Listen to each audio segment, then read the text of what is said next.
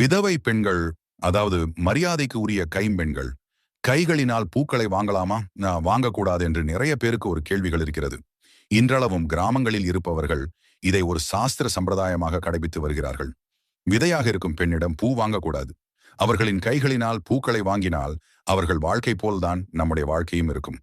அவர்களிடம் மங்களம் நிறைந்த பொருள்களை வாங்கினால் அது சாபம், திருமண வாழ்க்கை நன்றாக இருக்காது என்று எல்லாம் இன்றளவும் நான் கிராமம் மட்டும் சில நகரங்கள் பார்த்து கொண்டிருக்கிறேன்.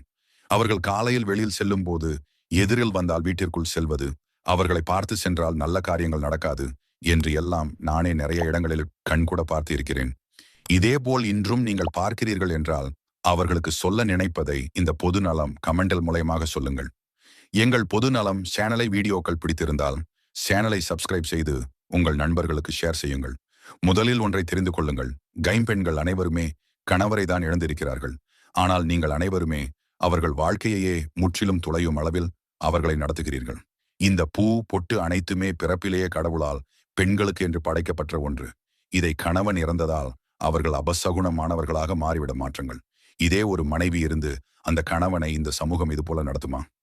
எந்த ஒரு சாஸ்திரங்களிலும் இவர்கள் கையால் பூ வாங்கினால் நல்லதில்லை, இவர்கள் முகத்தை பார்த்தால் நல்லது நடக்காது என்று எல்லாம் இல்லை. அவர்களின் கையால் பூ வாங்கினால் பூ போல் உங்கள் வாழ்க்கை வாடி போகாது, மலர்ந்துதான் போகும். அந்த மகாலட்சுமியே உங்களுக்கு பூக்களை கொடுப்பதற்கு சமம். இவர்களின் கையால் ஒரு துண்டு பூ வாங்கினால் கூட